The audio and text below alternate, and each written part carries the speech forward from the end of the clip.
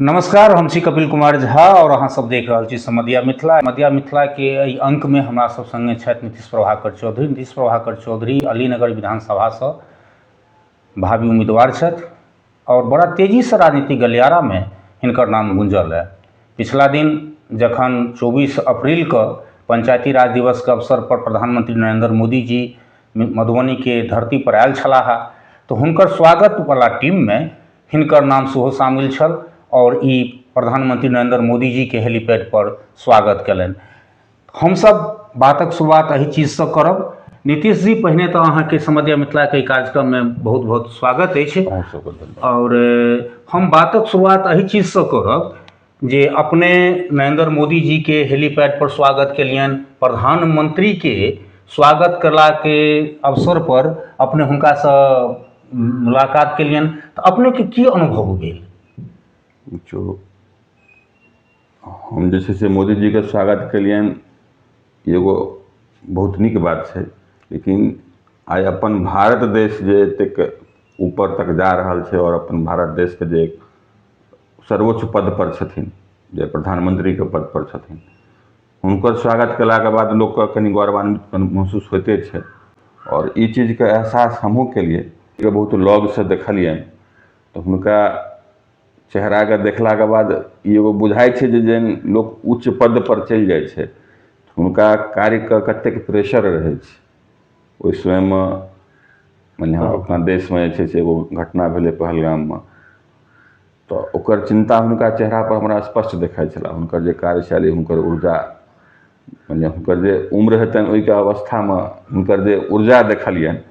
से देख के एगो ताजुब छै, एगो प्रेरणा के स्रोत बने छै कि आखिर जे कार्य के प्रति जे छै मतलब प्रतिबद्ध छै वो कतेक ऊर्जा लऽ कऽ देश के प्रति काज कऽ रहल छै। तो ई चीज हुनका से देख के प्रेरणा भेटै छै और हम ई अपना आपो के लेल कहि रहल छी और औरो जे लोग छथिन हुनको लेल कहै छी जे हमरा सबके प्रधानमंत्री जी से ई एगो सीख लेबाक चाही जे हमेशा ऊर्जावान रहि के जे छै से देश के लेल, अपना राष्ट्र के लेल सतत जे छै से कार्य करैत रहियो। राष्ट्र निर्माण में ई एगो बहुत जरूरी चीज छै। एखन अहाँ के किछु ई पहलगाम वाला घटना कहले तो पहलगाम घटना लऽ कऽ देश में किछु एकटा बात चलि रहल छै जे भारत के पाकिस्तान पर आक्रमण कऽ देबाक चाहिए या ई भऽ जेबाक चाहिए, ओ भऽ जेबाक चाहिए। तो एक नेता हुआ के नाते, एक नेतृत्वकर्ता हुआ के नाते अहाँ की सोचै छी पर मोदी जी के की पहल करबाक चाहिए जे एखन कऽ रहल छथिन पर्याप्त छै? हम सब एगो बहुत छोट समाज के कार्यकर्ता छियै, ठीक छै, अपना क्षेत्र में छियै, लेकिन चूंकि ई राष्ट्र के बात छै और एमे बहुत सारा बात होइ छै तो ऐसे ऊपर जे लोग आइ राष्ट्र के लेल चिंतन कऽ रहल छथिन एमे बहुत सारा विदेश नीति के बात होइ छै। तो वार हेबाक चाही, नहीं हेबाक चाही, आक्रमण करबाक चाही, नहीं करबाक चाही, ई तय करेला बहुत लोग ऊपर में छथिन और यानी आम जनता के ई मामला पर विशेष उत्तेजना नहीं पसरबाक चाहिए। ऐसे बेसी उत्तेजना नहीं पसरबाक क्या तो एकर रणनीतिकार जे छथिन वो अपना सोच समझ के वो सब जे कोनो फैसला लेथिन से राष्ट्र हित में उत्तम हेतै और उचित हेतै। प्रधानमंत्री कार्यक्रम के बाद जहन हम किछु व्यक्ति सबसे अहाँ के विधानसभा के क्षेत्र में बात के लिए और बहुत जगह बात जहन भेलै तो एकटा शब्द आयल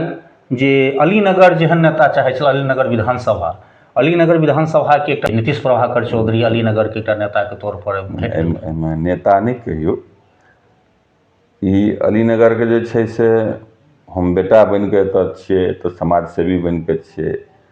और हम ऐसे पहले बहुत बेर कहि चुकलिए हैं चूँकि सामाजिक कार्य के काज हमारे सबके पिताजी करै छलखिन और जब तक पिताजी सक्रिय छलखिन तो हम सब हुनका